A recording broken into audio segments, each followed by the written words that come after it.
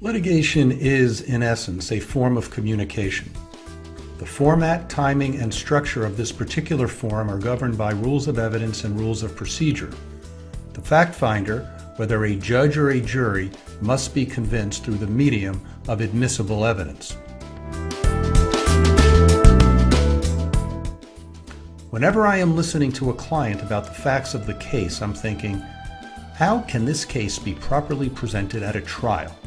How can all of that information be converted into admissible evidence? The mass of information the client brings to me and what a jury will ultimately hear are often very different. Whenever I am confronted by the demands of an adversary, I'm thinking, can that case be proved?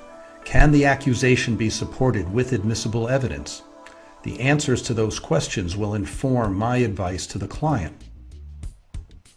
To be an effective litigator, it's important to have a strong grasp on the rules of evidence. Let's assume there is a trial between A and B, and one of the parties wishes to introduce internal emails generated by employees of Corporation C, which is not a party in the case. The emails from Corporation C would be hearsay and would be inadmissible unless an exception to the rule against hearsay applied. The most common exception to the hearsay rule is the business record. So the question for the trial lawyer becomes, how can those emails be authenticated to fit within that exception and overcome the rule against hearsay? The federal rules of evidence establish 3 criteria for a document offered into evidence as a business record. First, the document was made at or near the time by or from information transmitted by someone with knowledge. Second, the document was kept in the course of a regularly conducted business activity.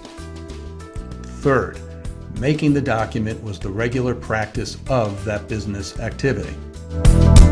Now, every business sends, receives, and keeps emails every day.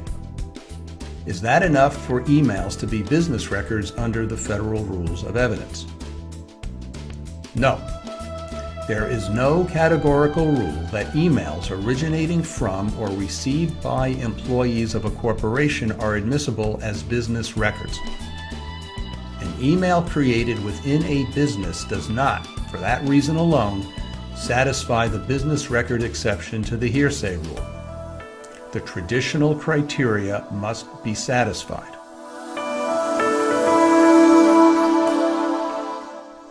Did the person who wrote the email have personal knowledge of the information contained in the email? Or did the writer receive the information from someone who had personal knowledge? If the answer to both of these questions is no, then the email cannot be a business record.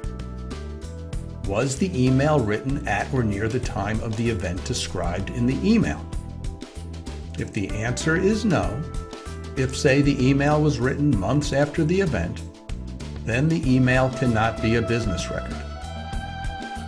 Did the information in the email pertain to regular activity conducted by the sender or the recipient?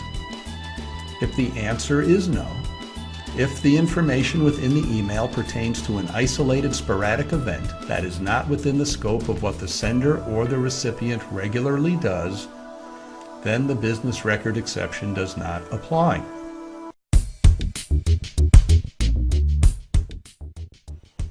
Often the best trial strategy is preventing the opponent from presenting evidence to a jury.